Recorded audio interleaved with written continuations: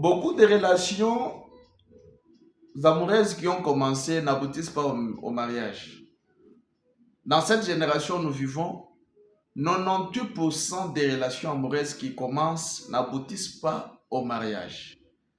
Jeunes sœurs, je vous ouvre les oreilles. Voilà les secrets. Si vous voulez aller loin avec votre relation amoureuse et vous voulez aboutir au mariage avec respect, restez loin, éloignez-vous de toute chose qui peut donner le dégoût à l'autre. Je vais dire quoi? Beaucoup de relations amoureuses qui n'aboutissent pas au mariage, c'est parce que les jeunes se précipitent. Je vais dire ici que les sœurs ne s'écartent pas. Elles ne s'abstiennent pas. Jeunes sœurs, dès qu'un homme te demande la main, ce n'est que le début. Cet homme-là n'assure pas le mariage. C'est pourquoi il vous a donné le temps de fréquentation. Vous avez le temps de vous étudier, de savoir qu'est-ce qui se passe pour améliorer cette relation. Beaucoup de sœurs se laissent emporter par des promesses qui ne se réalisent pas. Beaucoup de femmes, de jeunes sœurs, se déshabillent avant même le mariage. Voilà la raison qui fait que beaucoup de relations amoureuses n'aboutissent pas au mariage. 98% des relations amoureuses, je répète bien, n'aboutissent pas au mariage.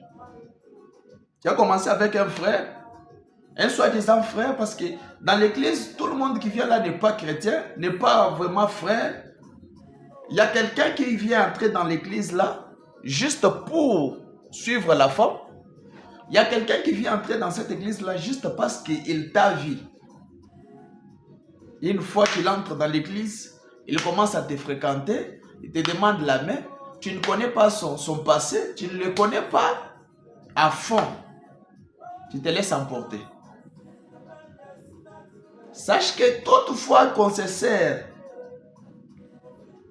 d'un plat ou d'une casserole, on mange la nourriture, ce plat ou cette casserole reste inutile. Je sais que vous comprenez ce que je veux dire. Si tu remarques un frère qui commence à te demander des visites en privé, il y a quelque chose qui ne va pas. Éloigne-toi de ses frères. C'est un malfaiteur. Je vous donne la permission. Frère Laurent, vous dites c'est un malfaiteur. Je dis c'est un malfaiteur. Vous n'avez pas le droit d'aller visiter un frère en privé. Souvenez-vous, frère Banam dit que votre pensée peut être aussi pire. Vous pouvez être saint, mais le diable profitera pour entrer et faire son travail. Une sœur n'est pas conseillé d'aller visiter un frère pendant les fiançailles en privé. Que les frères te fréquentent chez vous à la maison. Il vient, vous vous asseyez chez vous à la maison, en présence de vos parents, votre famille est là. Si tu veux fréquenter les frères, va dans sa maison chez ses parents. Et reste dans sa famille avec ses frères, ses sœurs, ses parents. Ça va vous assurer, ça va vous amener loin. Mais une fois que tu te permets d'aller fréquenter les frères chez lui, dans sa petite maison où il loue là des pièces, des 2 pièces, tu vas fréquenter les frères là-bas. Toi-même, tu sais les sorts. Tu seras sans valeur. Après tout, on connaîtra ton histoire. Tu vas dire qu'on ne t'a pas averti. Ce conseil est gratuit.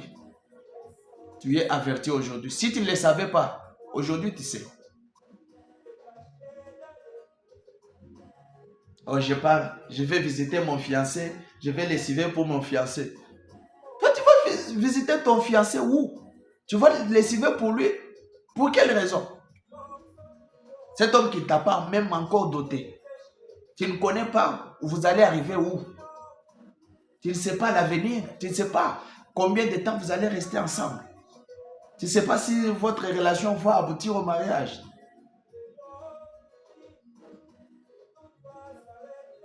Soyez prudentes, mes sœurs.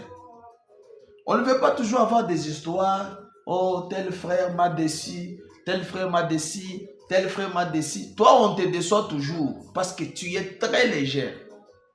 Tu n'es pas prudente. Et en plus, tu n'es pas chrétienne. Parce qu'une chrétienne est toujours vigilante. Tu n'as pas le Saint-Esprit. Si tu as le Saint-Esprit te conduira. Et là, on parle des sœurs là. Vous, les frères, soi-disant frères là, vous pensez que vous êtes innocents. Vous pensez être malin. Regarde. Toi, frère, tu ne peux pas tellement te respecter. Vivre comme un gentleman. Prendre une décision. La relation peut aussi durer même 5 ans. Mais si vous respectez vos limites, vous allez aboutir au mariage. Pourquoi tu veux te précipiter? Si tu es sérieux, tu veux prendre cette sœur-là en mariage. Pourquoi tu veux directement aller vite pour la déshabiller? Si tu es sérieux, si tu es un frère bien, un gentleman, pourquoi tu es trop pressé? Vis quand même comme un gentleman. La parole nous oblige, la pureté.